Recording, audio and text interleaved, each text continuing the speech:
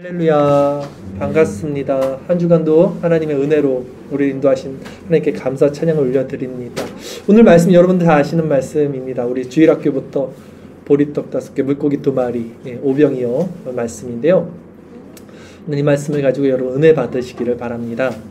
자, 우리 교회, 우리 친구들, 우리 교회 이름이 뭔지 아세요? 교회, 맞아요.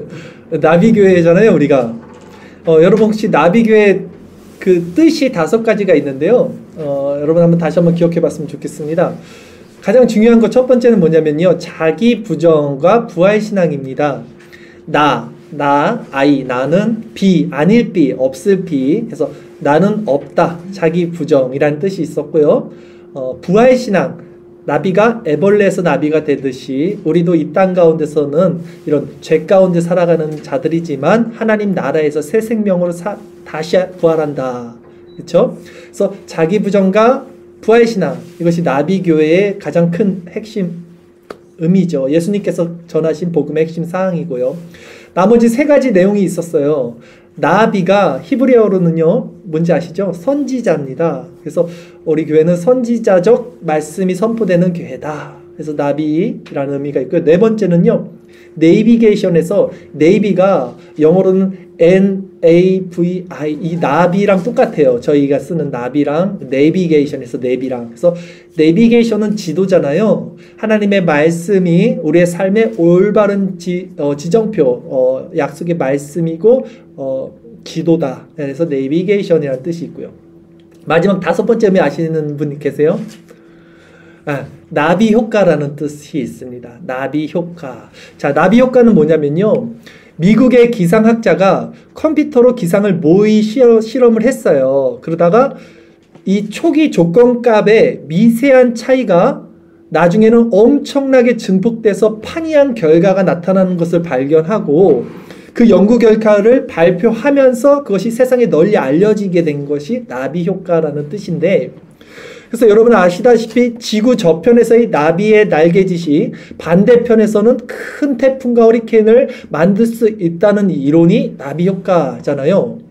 이렇듯 이 의미는 이 작은 움직임이 추 예상하지 못한 결과와 파장으로 이어질 수 있다는 것인데, 그러면 우리 교회의 명이 왜 나비 효과라는 의미를 부여하고 있을까 했을 때, 2000년 전에 이스라엘의 아주 작은 동네에서 시작된 이 예수 복음 사역이 2000년이 지난 오늘날 온 세상을 이렇게 뒤덮은 것처럼 우리 나비교회 역시 지금 이 땅에서는 아주 작은 날개짓의 모습처럼 보이지만 우리의 이 사역과 우리 신앙의 모습이 이것을 통해서 하나님께서는 가장 큰 하나님 나라의 열매를 맺는 사역이라는 그 의미에서 나비교회 교회명으로 부여하게 된 것이라는 것이죠. 알고 계셨죠?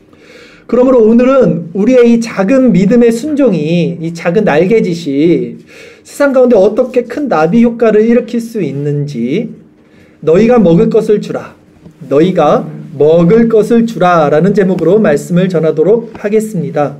본문 말씀 보도록 할게요. 누가복음 9장 10절 말씀 한 절 우리 같이 읽도록 하겠습니다. 사도들이 돌아와 자기들이 행한 모든 것을 예수께 여쭈니 데리시고 따로 벳세다라는 고을로 떠나 가셨으나. 오늘 본문은 이렇게 시작합니다. 사도들이 돌아왔어요. 어디서 돌아왔습니까? 전도 여행에서 돌아온 거예요, 지금. 자, 누가복음은요, 9장부터 예수님의 공생의 사역 후반기가 시작됩니다. 8장까지는 이제 전반기라고 보고 9장부터는 후반기인데요. 예수님 사역의 후반기의 초점은 어디 있냐면 제자 훈련에 있었어요. 그래서 이제 9장부터 나오는 모든 사역의 초점은 제자 훈련에 있는 거예요. 그래서 오늘 본문도 사실 제자 훈련에 있는 것입니다.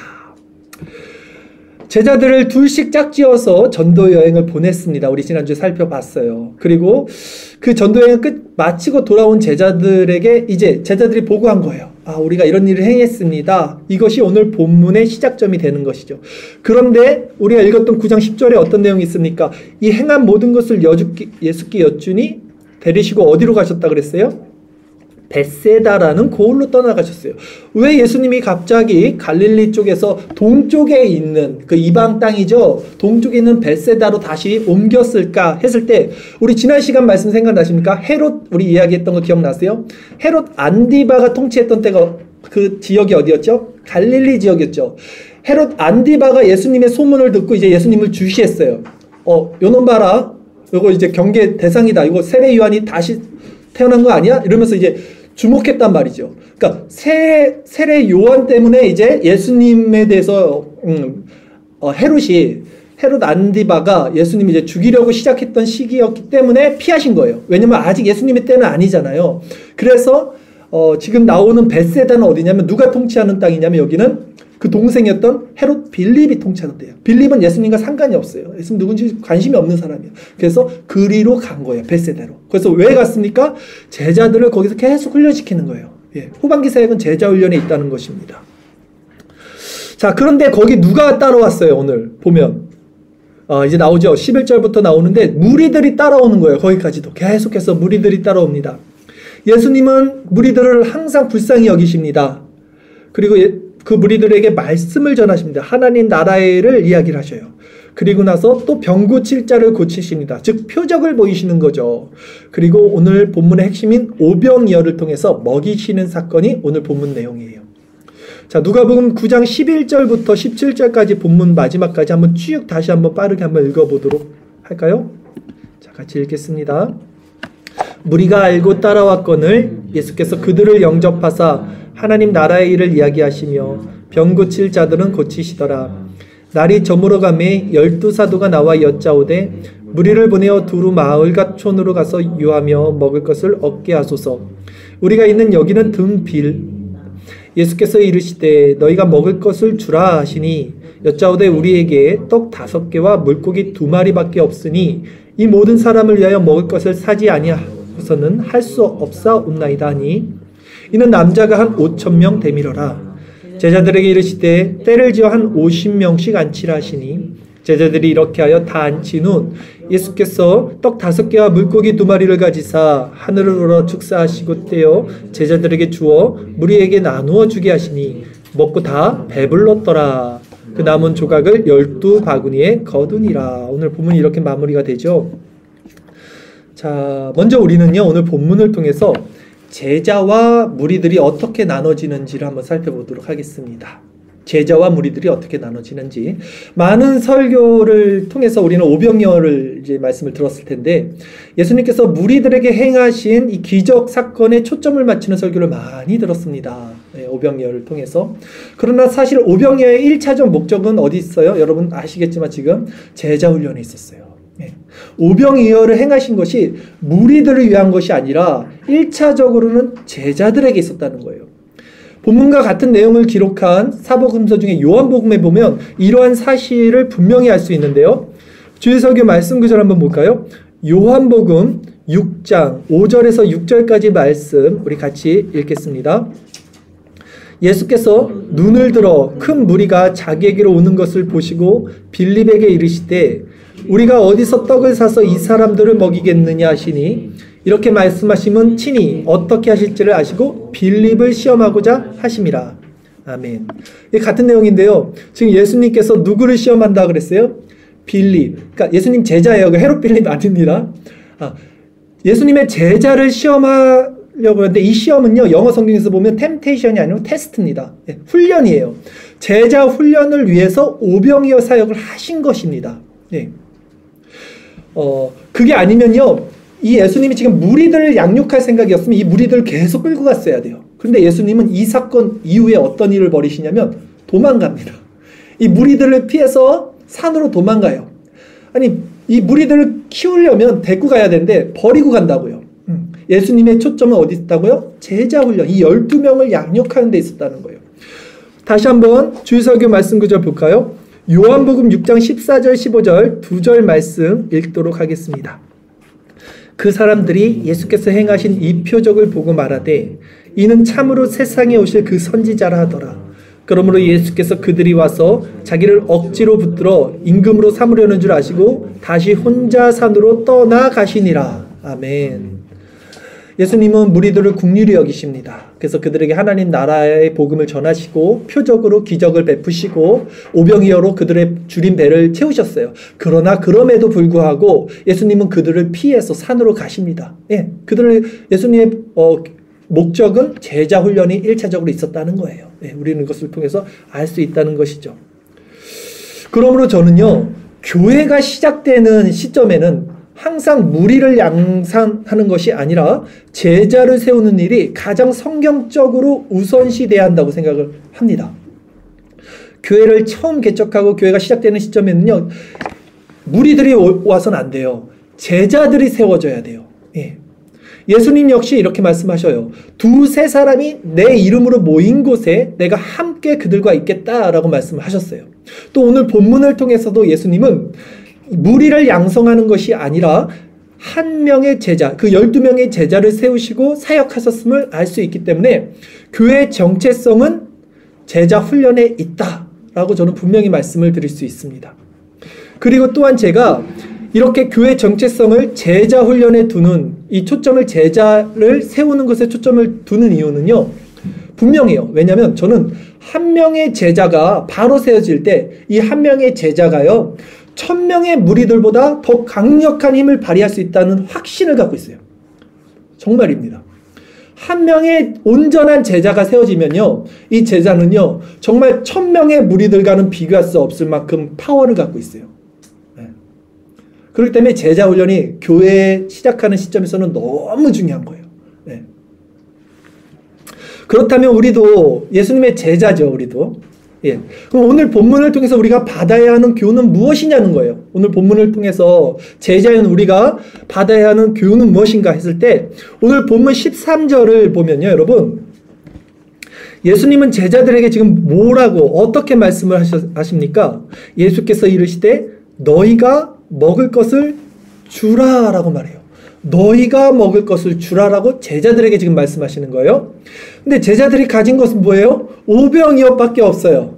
이 오병이어 가지고 당시 남자들 성인 5,000명 다 추정하면 뭐 10,000명, 20,000명까지도 추정이 되죠. 여자들과 아이들까지 추정하면 어떻게 먹이라는 거예요? 이걸 가지고.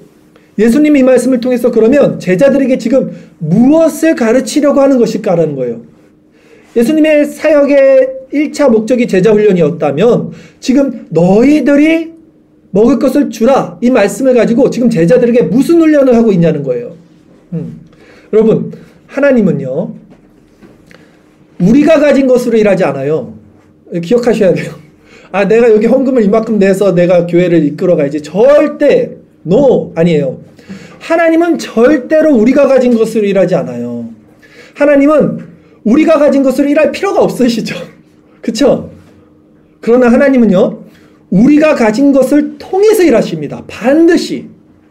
잘 이해하셔야 돼요. 하나님은 우리가 가진 것을 가지고 일하진 않지만 우리가 가진 것을 통해서 일하신다는 게 무슨 말씀이냐면, 자, 아브라함을 기억해 보십시오. 아브라함이 하나님의 명령에 순종합니다. 그래서 아들 이삭을 내어드려요. 믿음으로 내어드릴 때 하나님은 아브라함의 아들을 죽입니까? 죽이지 않아요. 하나님은 그 믿음을 순종해서 의로 여기신다고요. 그러나 그 아브라함의 믿음을 통해서 그 아들을 통해서 일하죠. 그러나 하나님은 그 아브라함의 것으로 일하지는 않는 거예요. 예수의 것으로 일하죠.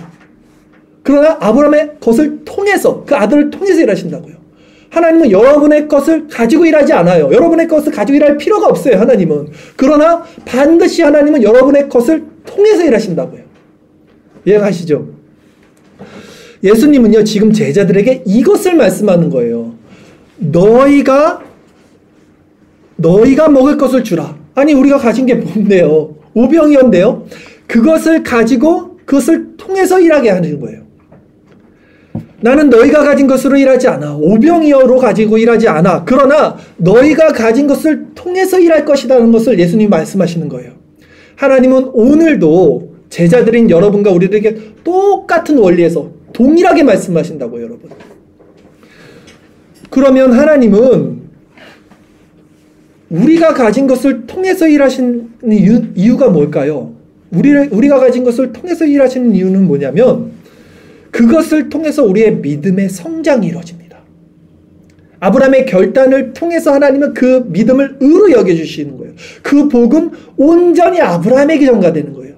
그 예수 그리스도로 말미암은 의의 전가는 온전히 아브라함이 취득하는 거예요. 우리도 마찬가지.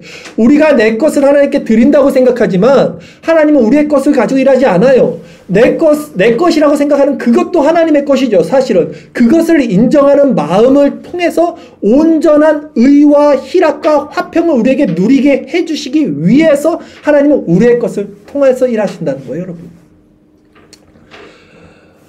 그렇다면 지금도 동일하게 하나님은요, 우리 교회를 향해서 너희들이 가진 것으로 세상에 주라 라고 말씀하십니다. 우리가 가진 게 뭡니까? 이 작은 개척교회에서 우리가 가진 것도 오병이요. 작은 물질밖에 없을 겁니다. 그럼 우리가 가진 오병이요. 이 작은 물질로 뭘 어떻게 하라는 거예요? 하나님은 우리가 가진 것을 통해서 일하신다고요. 우리에게는 은과 금이 없습니다. 그러나 하나님의 마음을 아는 심장이 있어요. 저에게는 하나님의 마음을 아는 심장이 있습니다. 그리고 하나님을 아는 지식이 있어요. 우리들에게는요. 그리고 그리스도의 복음이 있고 성령의 능력이 있습니다. 이것이 우리가 가진 거잖아요. 비록 우리가 가진 것이 눈에 보이는 것들, 물질적인 것들은 그렇게 따진다면 오병이와 같이 작은 모습일지라도 그것을 우리가 순종으로 내어드릴 때 하나님은 그 믿음을 통해서 하나님의 큰 일을 행하시는 거예요. 이것이 오늘 본문을 통해서 우리가 받아야 하는 교훈이라는 거예요, 여러분. 마치 나비의 작은 날개짓이 큰 회오리를 일으키듯 그 어린아이의 작은 도시락 오병이어를 가지고 5,000명을 먹이시듯 하나님은 이 작은 교회를 통해서 하나님의 큰 일을 이루실 것을 우리는 순종을 통해서 배우게 된다는 거예요. 순종을 통해서, 우리를 통해서. 왜? 우리에게 유익을 주시기 위해서. 그러기에 하나님의 가장 큰 일은요, 어떻게 일어나냐? 가장 작은 자의 순종에서 시작됩니다. 가장 작은 자의 순종에서 하나님은 그 일을 이루세요. 왜? 하나님은 그렇게 일을 행하시냐면 하나님은 언제나 큰 것에서 이루지 않아요. 사역을 보십시오. 말씀을 보십시오. 너무 작은 것에서 일을 하십니다. 왜? 아무도 자랑하지 못하게 하기 위해서. 이것이 하나님이 하신 일이야 라는 것을 보여주기 위해서 하나님은 작은 것에서 일을 하신다고요. 만약에 우리가 능력이 있어요. 제가 막 학벌이 높고 스펙이 높고 막 신학적 지식이 높아요. 여러분들도 뭐 가진 게 많아요. 교회가 점점 번성합니다. 그거 가지고 교회가 점점 물질적으로 사람 수가 많아집니다. 하나님 그렇게 일하시지 않는다고요. 그러면 우리는 우리 힘 때문에 이게 된다고 생각할 수 있잖아요. 하나님은 결코 그렇게 일하지 않아요. 아무도 자랑하지 못하게 하기 위해서 어린아이의 도시락을 통해서 일하시는 거예요. 보십시오. 고린도전서 1장 27절에서 29절 하나님께서 어떻게 일하시는 방식에 대해서 우리 같이 읽겠습니다. 그러나 하나님께서 세상에 미련한 것들을 택하사 지혜 있는 자들을 부끄럽게 하려 하시고 세상에 약한 것들을 택하사 강한 것들을 부끄럽게 하려 하시며 하나님께서 세상에 천한 것들과 멸시받는 것들과 없는 것들을 택하사 있는 것들을 폐하려 하시나니 이는 아무 육체도 하나님 앞에서 자랑하지 못하게 하려 하심이라. 아멘. 약할 때 강함이 되시오. 저는 우리 교회가 이렇게 작고 연약한 게 너무 좋아요. 이 역설이지만 정말 좋습니다. 네. 왜? 하나님은 이런 교회를 통해서 이런 정체성에서 역사하신다는 걸 제가 알아요. 저 두려워요. 여기 사람이 많아지면 제가 교만할까 봐 두려워요. 사람 많아지면 야 내가 설교 좀 하니까 사람들이 이제 모이는구나. 안 그럴 것 같아요? 그럴 것 같다고? 맞아요. 그래요. 저 두려워요. 그게. 그 마음 가질까 봐 두려워요. 오히려 아무도 없어요. 그러나 내가 정말 하나님의 바른 말씀 위에 서서 이 말씀을 전하는 데서 내가 양심의 거리낌이 없어서 이 말씀을 듣고 한 영혼이 변화받아서 그 두세 사람이 모인 제자로서 예수님이 이곳에 함께 있다면 저는 그것으로 행복해요. 제가 처음에 개척할 때 저는 이 마음으로 시작한 거예요. 아무도 안 와도 좋아. 나는 그냥 끝까지 죽어도 바른 말씀을 선포하고 정말 하나님이 택하신 백성이 있다면 그때가 나누겠다는 각오로 시작한 겁니다. 며칠 전에 아내가 그런 말 한 번도 안 했는데 저한테 그러더라고요. 제가 그랬어요. 이거 좀 웃긴 얘기인데, 야, 나 진짜 아무도 안 올 줄 알았다. 제가 그냥 나 솔직히 그런 생각 안 했어요. 아내도 자기도 평생 우리 가족끼리 신앙생활 할 줄 알았대요. 왜냐면 제가 전하는 설교가 그렇잖아요. 보편적인 설교를 안 해요. 저는 아니 하나님이냐 세상이냐, 너 목숨, 너 생명, 네가 가진 모든 것을 십자가에 던지고 너가 죽지 아니하면 너의 소유를 팔아서 가난한 자들에게 주고 너 예수님을 택해라, 이 설교를 전하는데 누가 따르겠냐고요. 이 설교를 듣고. 네. 그래서 저도 그런 각오를 시작한 거예요. 그러나 하나님 이렇게 증인들을 불러주셨잖아요. 증인 맞으시죠 다들? 다 아멘이죠. 저는 확신이 있습니다. 그때나 지금이나 저에게는 확신이 있습니다. 어떤 확신입니까? 제가 처음 마태복음 강의를 이제 한 7년 됐는지 모르겠어요. 그때 말씀을 이제 아이들한테 전하면서 그걸 이제 처음으로 유튜브에 올리기 시작했어요. 근데 주변에 있는 사역자들이 저한테 그랬어요. 그거 왜 올리냐 도대체? 아무도 안 보는 거. 조회수 막 1, 2. 그거 왜 그렇게 뻔질나게 맨날 그거 올려? 매주. 저한테 계속 그랬어요. 근데 저는 확신이 있었어요. 어떤 확신이요? 안 봐도 좋아. 그러나 반드시 언젠가는 누구라도 한 사람이라도 하나님의 택자들이 이 말씀을 보면 깨달을 것이고 하나님의 그 말씀에 반응이 일어날 것이라는 확신이 있었어요. 저요. 네. 지금도 마찬가지입니다. 지금도 유튜브 제가 뻔질나게 하고 있는데 누가 봐달라고 하는 거 아니에요. 한 영혼이라도 정말 이 말씀에 반응하는 영혼이 있다는 확신이 있기 때문에 올리는 거예요. 저는. 하나님의 말씀은 그때가 언제이든지 한 명이라도 이 설교를 듣더라도 반드시 책자들에게 반응을 일으킬 거라는 확신. 그러기 때문에 저는 듣든지 아니 듣든지 이 진리를 전할 수밖에 없었고 흔들리지 않았어요. 한 번도 흔들린 적 없이 두려울 것도 없고 염려하지도 않았습니다. 지금까지도 이렇게 사역을 한 길로 가고 있는 거예요. 저는요. 그리고 저는 지금도 이 확신에 차 있습니다. 하나님을 좋게 하랴 사람을 좋게 하랴. 사람 머릿수가 채워지는 교회 부흥의 확신이 아니라 바른 하나님의 말씀이 선포되어 여기 모인 지체들인 여러분과 제가, 그러니까 우리가 하나님이 기뻐하시는 교회라는 확신이 있어요. 저는요. 우리가 교회입니다. 여러분. 저는 이 확신이 있어요. 그리고 이 교회의 머리가 그리스도라는 확신이 있습니다. 네. 그리고 이 교회 공동체를 하나님께서 허락해 주시고 이루어 주셨다는 확신이 있어요. 여러분들의 믿음의 수준이 높고 낮고가 문제가 아니에요. 이곳이 그리스도가 머리가 되고 하나님이 허락해 주신 언약 공동체라면 이곳에 모여있는 모든 자들이 그 확신 가운데 믿음의 주체가 내가 아니기 때문에 기뻐할 수 있는 거예요. 우리 아이부터 어른까지. 그런 확신의 믿음이 있습니다. 그러기에 이제 이 복음을 받은 우리가 제자잖아요. 우리가 교회잖아요. 이 부름받은 교회로 우리가 해야 할 일이 무엇이냐라고 이제 오늘 질문을 여러분들에게 던지는 것입니다. 오늘 11월 마지막 주 1년의 회기가 끝나갑니다. 예, 제가 살펴봤더니 작년 2022년 12월 5일 날 처음 법인으로 설립이 됐더라고요. 교회가. 이제 정말 딱 1년이 된 거예요. 1년. 네, 1년이 된 거예요. 1년 동안 우리가 힘차게 달려왔습니다. 어떻게 1년이 지난지도 모르고 달려왔고 하나님께서 그 안에서 우리를 이렇게 은혜 가운데 이루어 주셨어요. 그럼 이 시점에서 부름받은 제자로 또 교회로 우리가 해야 할 일이 무엇이냐라는 걸 한번 생각해 보자는 것입니다. 예수님께서 오늘 본문에서 제자 훈련하시는 목적이 무엇이 있는지를 한번 살펴봐야죠. 그것을 통해서 우리 자신을 적용해야죠. 예수님이 제자 훈련하신 목적은 뭡니까? 증인을 세우는 거예요. 간단하죠. 증인들을 세우신 거예요. 예수님은.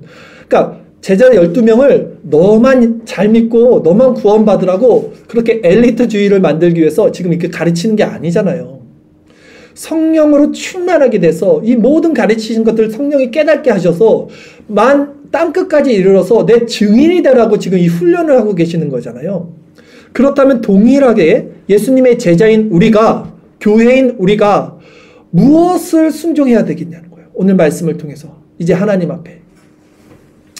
여러분, 영혼 구원에 있어서요, 열매 맺게 하는 주체는 하나님입니다. 그렇죠? 그러나 씨는 누가 뿌립니까? 우리가 뿌려야 돼요. 성경이 그러죠. 바울은 씨를 뿌리고 바나바는 물을 주었는데 열매 맺게 하는 건 하나님이다라는 거예요. 예. 우리는 때를 얻든지 못 얻든지 이 제자가 순종해야 할 것은 그렇기 때문에 하나님의 복음을 전파하는 거예요. 자, 우리를 제자로 세우시고 지금 여기까지 인도하시고 교회로 부르신 이유는 바로 여기에 있습니다. 너네들끼리 엘리트, 너희들끼리 잘 믿어라가 아니에요. 우리가 가진 것은 오병이어의 작은 것이지만 우리가 가진 그 하나님 아는 지식과 성령의 은혜로 말미암아 하나님이 우리에게 요구하시는 순종이 무엇이냐는 것이에요. 그것을 점검해 보자는 거예요. 여러분, 전도를 왜 해야 합니까? 제가 전도 설교가 가장 어려워요. 저는 가장 하기 싫은 설교입니다. 근데 오늘 강력하게 말씀을 드릴게요. 여러분 꼭 기억하세요. 전도 왜 해야 합니까? 한 영혼이, 잘 들어보세요, 죄에서 해방돼서 그리스도를 통해서 구원받는 것이 전도의 목적이죠. 근데 그것이 하나님의 영광이 돼요. 그리고 그것이 하나님의 기쁨이 되는 일입니다. 그런데 우리가 이것을 알지 못하면요, 전도의 동기가 생기지 않는다고요, 여러분. 이것이 율법이 된다고요. 네, 그리고 이것이 내 상급의 수단이 된다고요. 자, 하나님의 영광이 왜 내 기쁨이 됩니까, 그러면? 네. 아니, 그게 나랑 무슨 상관이 있어요, 전도가? 상급도 아니라면? 그 하나님이 기뻐하시는 일이 왜 나와 상관이 있는가? 자, 존 오웬이 우리가 수요일날 우리가 배우고 있는 내용인데요. 존 오웬이 이렇게 말합니다. 하나님의 영광과 나의 구원이 일치되는 것이 가장 중요하다. 하나님의 영광이, 즉 하나님의 영혼이 구원되는 것이 하나님의 영광과 기쁨인데 그것이 내 기쁨이 되고 내 영광이 되는 것, 이게 일치가 되는 것이 가장 중요하다는 거예요, 신앙에서. 그런 원리 가운데 우리가 영혼을 구원하는 것이 전도가 필요하고 그 전도가 기쁜 거예요. 하나님이 기뻐하시는 일을 내가 공감하기 때문에 그 전도의 열정이 여기서 일어나야 된다는 거예요. 전도의 동기는 여기서 일어나야 된다는 거예요, 여러분. 예. 이거 아니면요, 이 전도는요, 이제 율법화가 됩니다. 율법화가. 예. 절대 그러면 안 돼요. 복음을 가진 자들은요, 여러분, 이 복음을 전하는 열망에 사로잡히게 되는데요. 자, 보십시오. 성경에서 복음을 만난 자들 나오죠. 사마리아 여인이 그 비통한 가운데, 그 죄 가운데 살다가 예수님을 만났어요. 그 사람들을 피해서 살았던 그 여인이 예수님 만나고 어떡합니까? 물동이를 던져주고 그 사람들 마을로 가서 뭐 어떡합니까? 내가 만났다. 메시아를 만났다. 복음을 전하는 자도 변합니다. 네. 삭개오 아시죠? 그 돈만 알던 삭개오가 예수님 만나고 어떻게 변합니까? 내가 이렇게 나한테 잘못한 사람들 내가 다 탕감해주고 내가 4배로 갚을게. 삶의 변화가 일어납니다. 그 예수님을 만나기 위해서 그렇게 뽕나무 위까지 올라가고, 그러니까 예수님을 만난 사람들은 삶의 변화가 일어나는데 이것이 전도의 열매예요. 사람들 앞에 내가 예수님을 만났어. 내가 그리스도를 만났어. 이게 전도가 일어나지 않을 수가 없다고요. 이 복음의 열망은 누구에게 전해지는가? 그러면 성령을 통해서 제자들에게만 전해지는 거예요. 무리들은 이게 일어나지 않아요. 무리들은. 제자들에게는 이 성령을 통해서 이 열매가 주어지는데, 그러기에 전도에 있어서 중요한 것은 뭡니까? 이 전도가 일어나는 마음이라는 거예요. 왜 전도에, 나가 지금 여러분 이 말씀 들으면서 정말 전도하고 싶어. 미치겠어. 나 빨리 나가서 영혼을 전도하고 싶어. 마음이 생깁니까? 이게 왜 생겨야 되고 어떻게 생기는지가 중요하다는 거예요. 그냥 이 말씀 듣고 전도해야겠구나 이렇게 가면 안 되는 거예요. 이게 생겨야 될 거 아닙니까? 마음속에서. 이 생기는 원리에 대해서 말씀을 드리는 거예요. 지금 뭐냐면 내가 은혜를 받아야 돼요, 여러분.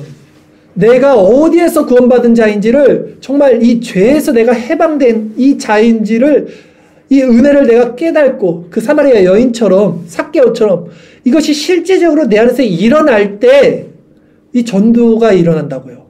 그러면 여러분 무엇을 구해야 됩니까? 계속해서 하나님께 이 은혜를 구해야 돼요. 내가 전도를 하는 걸 구하는 게 아니라, 하나님 내가 어디에서 구원받은 자인지, 하나님의 복음 안에서 내가 어떻게 해방돼서 기쁨으로 내 영혼이 변화되는지를 구해야 된다고요. 그래서 그 기쁨을 맛봐야 돼요. 그러면 이제는 알아서 여러분 내가 뭐 시키지 않아도 나가서 전도를 하는 영혼으로 바뀐다고요. 네? 무엇을 구할지 오늘 설교 듣고 아유 이제 전도해야 되겠구나, 또 누굴 전도를 해야 되나, 이게 아니라 왜 나는 이 전도의 열망이 일어나지 않는가? 왜 내 안에는 지금 구원받은 자인데 이 하나님의 하는 영광이 나의 영광이 되지 않는가? 이 전도의 열정이 하나님의 기쁨이라는데 왜 그것이 나의 기쁨이 되지 않는가? 나는 정말 어디서 구원받은 자인지를 계속해서 묵상하고 점검하고 그 은혜를 구하셔야 돼요. 그 은혜를 내가 맛봐야 돼요. 그래야지 자연스럽게 전도의 마음이 이제 우리에게 일어나는 것입니다. 자, 그러면 우리가 이 복음을 전하고 이런 마음 가운데 이제 영혼들에게 열정이 일어났어요. 그래서 야, 내가 경험했던 거 너네도 경험했으면 좋겠어. 사마리아 여인처럼 나 정말 만났다고, 예수님을 만나보자고 해서 그 영혼들을 이제 교회로 초대하는 거예요. 초대하고 이 자리에 앉힐 때 그 기쁨이 얼마나 크겠냐는 거예요, 여러분. 내가 자유를 얻어야지만 매여있는 자들에게 이 자유를 전해줄 수 있어요, 여러분. 그렇다면 바른 말씀이 선포되는 자리로 그 죄인들을 초대하는 것이 얼마나 귀한 일이겠냐는 거예요. 그러면 전도가 부끄러운 일이 되지 않겠죠, 여러분들에게. 더 이상 두려운 일이 되지 않겠죠. 이수신 장군의 신앙이 되지 않겠죠. 내가 예수 믿는 걸 아무에게도 알리지 마라. 뭐 정말 사람들 모르겠어요. 어떻게 사는지 모르겠는데 신앙생활을 잘하는 사람들도 세상 가운데서는 입을 딱 다물고 기도도 조용히 하고 사람들이 세상 얘기할 때 아니죠. 예수 믿어야죠. 이렇게 담대하게 말하지 못하는 이유가 무엇입니까? 그 복음을 누리지 못하니까 말하지 못하는 거 아닙니까? 네. 이수신 장군의 신앙생활을 하지 말아야죠. 우리는 더 이상. 그럼 이 시간 여러분 이 말씀을 통해서 한번 여러분 자신을 점검해 보았으면 좋겠어요. 우리 1년 동안 여러분 어떻게 사셨는지, 어떤 마음으로 사셨는지, 어떤 열매를 맺으며 사셨는지, 나는 정말 이 복음을 받은 자로서 하나님 앞에 내 의무를 다하고 있는가? 저는요, 여러분들에게 말하는 게 아니라 지금 제 자신에게 이것을 말하고 있는 거예요. 왜냐면 저는 되게 부끄러워요. 1년 동안 말씀을 전한다고 했지만 실제적으로 삶에서 내가 누구에게 가서 직접 예수님 믿어야 됩니다 라고 말한 적이 정말 몇 번이나 있을까? 손가락에 꼽을 정도로 되게 부족한 것을 보고 정말 자기 자신을 점검하게 됐어요. 생각해보면 다 저한테 하는 얘기예요. 제가 이수신 장군의 신앙이더라고요. 뭔지 모르게 부끄러운 거예요.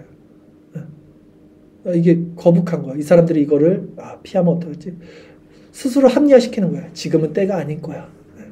근데 때가 아닌 게 어디 있습니까? 때를 얻든지 못 얻든지 복음을 전하라고 하시는데. 그래서 오늘 설교가 저에게도 너무나 부담스러운 거예요, 사실은. 네. 내가 지키지 못하는 걸 누구에게 전하겠냐는 거예요. 근데 우리가 다 이 말씀 앞에 정말 자신을 점검해야 될 줄 믿습니다. 이제 한 해가 다 지났습니다, 여러분. 우리는 얼마나 영혼 구원에 순종으로 정말 나갔는지 한번 생각해 보십시오. 우리가 받은 구원이 이 복음이 참된 진리고 자유였다면 왜 우리는 이 복음을 다른 이들에게 전하는 것에 주저하고 있습니까? 왜 아직도 예수님의 말씀에 순종하지 못하고 있습니까? 우리 자신이 가진 이 초라한 오병이어를 바라보지 마세요. 우리가 자꾸 오병이어를 바라보니까 이거 못 전하는 거예요. 초라하니까 내가 가진 것이. 하나님은 내 것을 가지고 일하지 않는다고요. 내 것을 통해서만 일하는 거예요. 내가 믿음으로 순종할 때 하나님이 일하시는 거지 내가 가지는 신학적 지식, 내가 가지는 이것을 일하지 않아요. 그냥 우리는 전하면 돼요. 씨를 뿌리면 돼요. 던지면 돼요. 저는 말씀을 전하면 돼요. 물을 주면 돼요. 자라게 하시는 건 하나님이라고요. 부담 없이 전도하시면 돼요. 그냥 내가 씨를 뿌리고 내가 물을 주고 내가 키우는 게 아니라고요. 전도는요. 전하시면 돼요. 예수 믿어. 어렵지 않은 거예요, 사실은. 네. 우리가 순종하지 못하니까 그러는 거예요. 네. 예수님은 분명히 제자들에게 너희가 먹을 것을 주라라고 말씀하시는 거예요. 그리고 제자들의 순종을 이끄시는 거예요. 순종할 때 오병이어가 5,000명을 먹이는 역사를 이루시는 거예요. 이것이 내년 이제 우리 교회가 하나님께서 받은 미션이에요, 여러분. 자, 오늘 말씀 한번 정리하면서 잘 들어보십시오. 오늘 본문의 오병이어 사건을 통해서 하나님은 무엇을 말씀하셨냐? 이 오병이어 사건의 1차적 목적은 제자 훈련이었다. 라는 것입니다. 그러면 제자들을 왜 훈련하셨는가 했을 때 결국은 이 제자들을 증인으로 세우기 위함이다 라는 것이에요. 그러면 우리도 예수님의 제자인 우리가 이제 1년 동안 이 교회 안에서 제자로 세워졌다면 이제 우리가 앞으로 해야 할 일이 무엇이냐라는 것을 우리는 오늘 말씀을 나눈 것입니다. 한국, 경기도 한쪽 구석에 보이지도 않는 작은 개척교회인 우리 나비교회를 통해서 이 작은 날개짓을 통해서 하나님은 우리에게 무엇을 말씀하시는가? 지금 오늘 하나님이 여러분들과 저에게 무엇을 말씀하시는가? 너희가 먹을 것을 주라 라고 말씀하십니다. 너희가 먹을 것을 주라. 여러분, 하나님은 우리가 가진 것으로 일하지 않는다는 것을 기억하십시오. 그러나 우리가 가진 것을 통해서 일하신다는 것을 기억하십시오. 성경은 이렇게 말합니다. 주의석에 말씀인 구절이 있는데 제가 한번 읽어드릴게요. 그런즉 그들이 믿지 아니하는 일을 어찌 부르리요? 듣지도 못한 일을 어찌 믿으리요? 전파하는 자가 없이 어찌 들으리요? 전파하는 자가 없이 어찌 들으리요? 보내심을 받지 않았으면 어찌 전파하리요? 그러니까 제자가 아니면 어찌 제자가 아니면 전파하냐는 거예요. 제자가 전파해야 되고 전파하는 자가 없으면 듣는 자도 없다는 거예요. 기록된 바 아름답도다 좋은 소식을 전하는 자들의 발이여. 우리는 아름다운 자들이에요. 좋은 소식을 전하는 발과 같은 자들이에요. 천국은 침노하는 자의 것이라고 말합니다. 그러기에 거룩한 부담을 가지고 이 시간 하나님 앞에 한 해를 점검하시고 내년을 소망하십시오. 바울은 이렇게 말하죠. 내가 이 복음을 전하지 아니하면 나한테 화가 미칠 것이다 라고 말을 합니다. 우리가 가진 이 귀한 복음을 가지고 이 달란트를 가지고 우리가 땅에 묻어버린다면 이 화는 우리에게 미친다는 것이죠. 고린도전서 9장 16절 말씀 우리 한번 읽어볼까요? 같이 읽겠습니다. 내가 복음을 전할지라도 자랑할 것이 없음은 내가 부득불할 일이니라. 만일 복음을 전하지 아니하면 내게 화가 있을 것이로다. 우리가 가진 작은 오병이여, 이거 갖다 내가 뭘? 아니요. 그것을 가지고 순종할 때 하나님은 5,000명을 먹고 남기는 나비 효과를 우리 교회를 통해서 일으킬 것입니다. 네. 그러기에 내년에는요, 적용을 드릴게요. 한 달의 마지막 주, 12월이잖아요. 12달 중에 마지막 주를 복음주일로 제가 정했어요. 그리고 그 주에는 저는 복음 설교를 전할 것입니다. 그리고 우리는 그 한 주, 마지막 주에 복음 대상자를 정해서요. 그들을 위해서 기도하십시오. 한 달 내내 기도하시고 씨를 뿌리십시오. 부담 없이. 예. 하나님이 하시는 거예요. 모든 것은. 우리는 그냥 뿌리는 거예요. 우리 교회에서 복음주일이 있다. 와서 말씀을 들어라. 거기까지는 할 수 있는 거잖아요. 예. 하면 되는 거예요. 거기까지가 우리 역할이라고요. 예. 최소한 12번은 할 수 있을 거 아닙니까? 1년 12달 동안 기도하고 그 영혼을 위해서.